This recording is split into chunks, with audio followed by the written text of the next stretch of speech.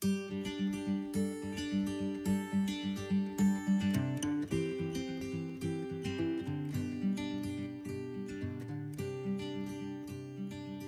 kakak, berkaitan dengan wacana DOB baru di Papua, secara urgensi hari ini perlukah DOB di Papua?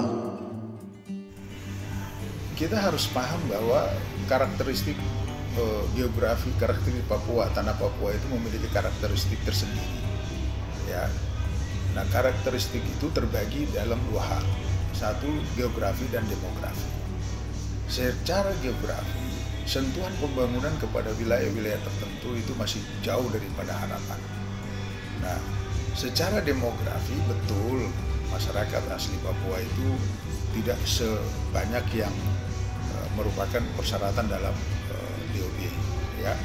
Tetapi mari kita lihat ada beberapa provinsi di luar Papua yang demografinya juga ya tidak sebanyak yang disesuaikan dengan semangat DOB yang demografinya layak untuk kemudian dimekarkan.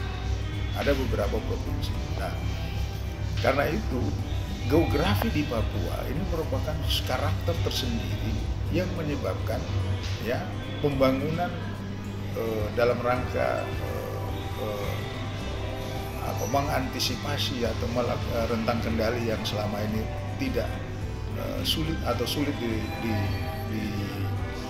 dijangkau itu semakin dekat dengan DOB, dengan adanya DOB baru.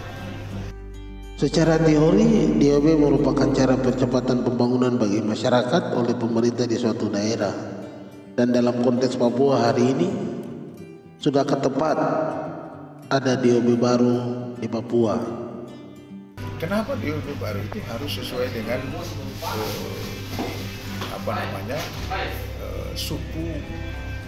lima suku besar yang ada di Provinsi Papua? Karena kita melihat karakteristik daripada masing-masing suku juga berbeda. Ada suku yang melakukan kegiatan pembangunan dengan budayanya itu di wilayah tertentu berbeda dengan wilayah yang lain. Nah, kalau ini kemudian diseragamkan, maka kita akan mengalami kemunduran yang seperti kita alami sekarang ini. Nah, DOB itu merupakan cara percepatan pembangunan bagi masyarakat yang ada di tanah Papua. Pertanyaannya sekarang, kalau nanti DOB itu orang Papua disejahterakan, payung hukumnya juga tetap Otsus. Itu jawaban yang sangat logis yang sementara ada. Karena itu Undang-Undang Otsus itu bukan berarti ada jilid 1 dan jilid 2. Undang-Undang Otsus itu satu permanen. Yang kemudian diperpanjang adalah anggaran daripada Undang-Undang Otsus itu sendiri. Nah, yang kedua adalah revisi Undang-Undang Otsus yang dilakukan pemerintah dan DPR yang sementara dibahas cukup jelas menaikkan anggaran dan membuat DOB baru. Untuk siapa? Untuk kita orang asli Papua. Nah, sekarang penguatannya di mana? Nah, kalau masing-masing DOB itu punya Majelis Rakyat Papua sesuai dengan Undang-Undang Otsus, maka di sanalah kontrol terhadap orang asli Papua akan dilaksanakan. Kalau kita punya pengangkatan kursi Otsus terhadap Parlemen Papua, maka di sana pun juga ada kontrol terhadap pelaksanaan pembangunan di wilayah-wilayah DOB baru. Jadi apa yang perlu kita takut dan khawatirkan? Ya kan? Kan tidak ada yang perlu kita khawatirkan. Nah, kalau kita katakan bahwa nanti para pendatang yang lebih, ya kita bicara dengan mereka.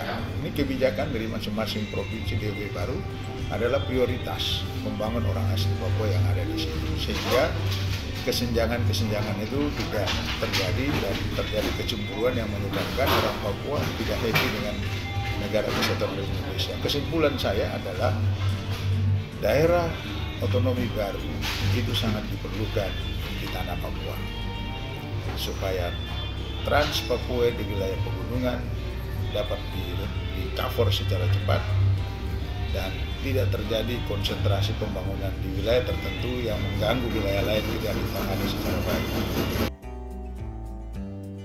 Sikap Bamus Papua Barat terhadap wacana DOB baru di Papua seperti apa? Daerah otonomi baru itu sangat diperlukan di tanah Papua supaya Trans Papua di wilayah pegunungan dapat di-cover secara cepat dan tidak terjadi konsentrasi pembangunan di wilayah tertentu yang mengganggu wilayah lain tidak ditangani secara baik. Karena itu kita mendukung kebijakan pemerintah untuk adanya DOB baru di tanah Papua.